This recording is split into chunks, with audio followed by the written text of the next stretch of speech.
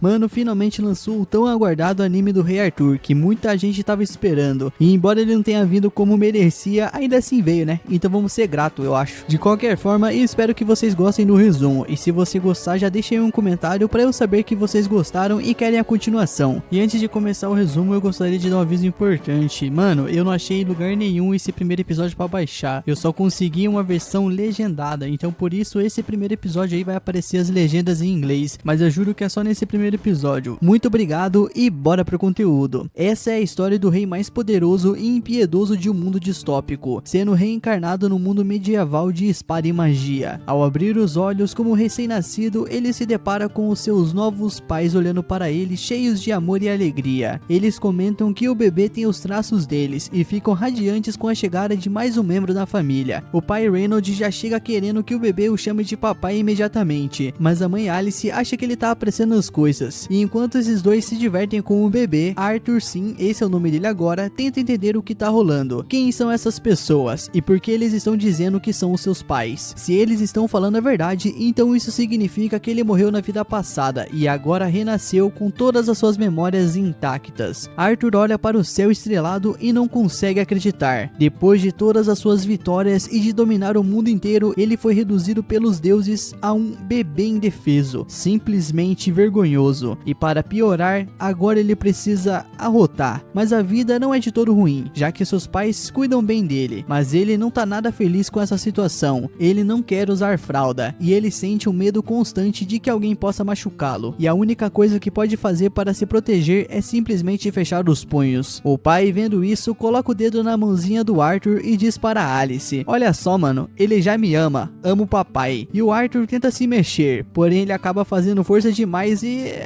né? Ele faz o totozinho dele. Agora a mãe dele tem que limpar a bagunça. A humilhação é tanta que Arthur quase chora de vergonha. Ele quer que esse pesadelo acabe logo, mas ele percebe que essa é sua nova realidade. E tentando ignorar essa vergonha, o Arthur percebe algo muito mais estranho. O pai dele usa magia. E não só isso, a sua mãe também. O pai fortalece o próprio corpo com magia e a sua mãe usa feitiços de cura. O Arthur fica muito intrigado. Na sua vida passada não existia magia. Ele quer muito entender como isso funciona, mas sabe que para isso ele vai precisar crescer primeiro. Enquanto isso, o pai dele vai até a floresta, derrota uma fera mágica e depois recebe visitas de amigos. Sem ter muito o que fazer, o Arthur passa o tempo analisando tudo ao seu redor, porque conhecimento é poder em qualquer mundo. E quando seu pai volta da caçada, o Arthur começa a se perguntar se esse mundo permite que qualquer um tenha armas. Se sim, então o perigo lá fora deve ser muito grande. E se esse for o caso, ele precisa ficar forte rápido, afinal sobrevivência vem primeiro. E ele tem muitas perguntas sobre esse novo mundo, mas infelizmente ele ainda não consegue perguntar nada. Mas apesar de todas as suas frustrações, ele sente uma felicidade genuína, afinal agora ele tem momentos preciosos e fofos com os seus pais. Na sua vida passada, Arthur não tinha nem o luxo de dormir tranquilo. Todas as noites alguém tentava assassinar ele. Agora ele finalmente está experimentando a paz e começa a se acostumar com essa nova vida. Dias, semanas, talvez meses se passam e o Arthur aprende a engatinhar. E a primeira coisa que ele faz, ele corre pro espelho, pois ele precisa ver como tá a aparência do novo ele. E depois de se acostumar a se mover e ter um controle melhor dos membros, o Arthur começa a escapar do berço sempre que seus pais não estão por perto. O seu destino favorito é a biblioteca. Lá ele pega sempre um livro, determinado a entender melhor esse mundo. E é assim que descobre que o continente onde nasceu se chama Dikan. Dikan tem 3 reinos principais: Darvi, onde moram os anões, Elenoir, lar dos elfos do meio da floresta, e Seipen, o reino dos humanos, onde Arthur vive. E diferente do seu mundo anterior, onde qualquer um podia tomar o trono matando o rei, aqui a monarquia é hereditária. Com essas informações básicas sobre o mundo anotadas mentalmente, o Arthur muda o foco para algo muito mais interessante: a magia. Ele escolhe um livro sobre o assunto, o puxando de um jeito bem fofinho da prateleira. Enquanto folheia as páginas, o Arthur compara esse novo mundo ao seu antigo e reflete sobre como a tecnologia aqui é bem mais atrasada. Mas ele não quer saber de tecnologia agora, ele quer saber de poder. Segundo o livro, esse poder vem daquilo que se chama de mana, e tem umas regras bem estranhas: apenas uma em cada 100 pessoas nasce com mana. Só existem 2 tipos de magia: aqui aumenta capacidades físicas com mana e aqui permite controlar e manejar mana externamente. Arthur lembra das habilidades da mãe e percebe que ela é uma conjuradora, e o livro explica que quem tem mana também possui um núcleo de mana. pena e que a maioria das pessoas só consegue usá-lo na puberdade. Quando dominam isso, elas se tornam magos de verdade. O Arthur acha tudo isso bem interessante, mas ele também sente um pouco de ceticismo. Ele já viu algo parecido antes. E com essa ideia na cabeça, ele começa a canalizar a sua energia pronto para tentar atingir um novo nível de poder. Até que Alice, a sua mãe, interrompe o momento. Ela simplesmente o levanta no colo, olhando bem de perto para ele. Nisso o Arthur já congela, achando que ela descobriu. Mas logo a Alice descobre o motivo da cara de tensão dele. Ele se sujou todo, e o cheiro não nega não. E enquanto Alice leva o seu filho para trocar a fralda, ele encara o vazio, completamente devastado. Esse corpo é uma prisão. Ele jura para si mesmo que vai ficar mais forte no futuro e se livrar dessa humilhação. Enquanto isso, a Alice continua documentando cada detalhe da vida do filho, toda orgulhosa do progresso dele. Mas tem uma coisa que a incomoda: Arthur nunca sorriu para eles, e só de pensar nisso, ela fica triste. Um tempo depois, Alice olha pela janela e vê o Ray ensinando o Arthur a usar uma espada. O Ray não poderia estar mais feliz com o avanço do filho e corre para contar à esposa, mas Alice não fica nada feliz. Aliás, ela fica furiosa. Ela pergunta se isso é sério, mano, ensinar o bebê deles a manejar uma espada. Nisso, Ray não entende a reação dela e ele acha que ela é muito complicada, mas Alice continua firme. O Arthur é muito novo para isso, e enquanto os dois discutem, Arthur observa atentamente e usa essa interação como um estudo prático sobre o casamento. Na cabeça dele, esse mundo pode muito bem ser governado por mulheres. Mais tarde, Alice leva o Arthur para o mercado e ele fica encantado com tudo. Cada objeto, cada mercadoria parece uma lição esperando para ser aprendida. Agora ele entende porque os bebês ficam olhando tudo como se já conhecessem o lugar. E o que mais prende a sua atenção são as coisas que não existiam no seu mundo anterior, especialmente a magia sendo usada livremente. Na volta para casa, o Arthur começa a ficar sonolento, mas antes de dormir, ele reflete sobre como a sua família tem sido incrível para ele. Chegando em casa, Alice o carrega até o quarto e no caminho comenta que ele é muito curioso, sempre fugindo da cama para ler ou prestando atenção em tudo no mercado, e ela aposta que ele puxou isso do pai dele. E ela então sorri ao pensar que o Arthur pode crescer com o mesmo espírito aventureiro do pai, mas no fundo ela espera que ele tenha uma vida mais tranquila. Naquela noite, o Arthur fica de olho no pai, que está praticando magia, e ele fica animado com a ideia de poder aprender diretamente com ele. Ray faz algumas pedras levitarem e Arthur já está pronto para observar cada detalhe, mas então algo inesperado acontece. Alice percebe a decepção de Arthur e tenta animá-lo. Calma, meu filho, ele só tá começando, fica de olho que vai valer a pena. E não é que valeu mesmo. O Ray então aumenta a intensidade da magia e de repente começa a mandar ver com umas técnicas bem avançadas. O Arthur fica empolgado e já começa a imaginar truques que ele mesmo poderia tentar, mas aí é hora de dormir. O Arthur se recusa a aceitar essa realidade cruel. No caminho para o quarto, ele vê um livro na estante e imediatamente aponta para ele, choramingando e se debatendo. E depois de uma dose generosa de carinha fofa nível bebê supremo, a Alice se rende. Tá bom, meu filho, só um pouquinho. E isso funcionou, como isso sempre funciona, ele pensou. Arthur então começa a ler, e enquanto isso ele recapitula tudo o que aprendeu até agora. Ele quer criar o seu próprio núcleo de mana, então começa a concentrar toda a energia do corpo em um único ponto. Ele se esforça ao máximo, sem perceber o tempo passando, até que de repente uma explosão sacode a casa inteira. Ray se joga na frente de Alice para protegê-la e acaba com as costas queimadas, mas quando percebe que Alice está bem, os dois se lembram de Arthur e saem correndo para dentro da casa, e é aí que eles têm o maior choque das suas vidas. O Arthur está flutuando no meio do ar. Eles ficam paralisados, sem conseguir acreditar no que estão vendo, mas antes que possam reagir, o teto começa a desabar. O Arthur, ainda um bebê indefeso, não consegue sair do caminho a tempo, mas Ray e Alice se jogam sobre ele e o protegem do desmoronamento. E quando tudo finalmente se acalma, os três começam a chorar juntos, e no meio das lágrimas, o Arthur percebe uma coisa: Alice e Ray estão dispostos a tudo para protegê-lo, e essa é uma sensação que ele nunca teve na sua vida passada.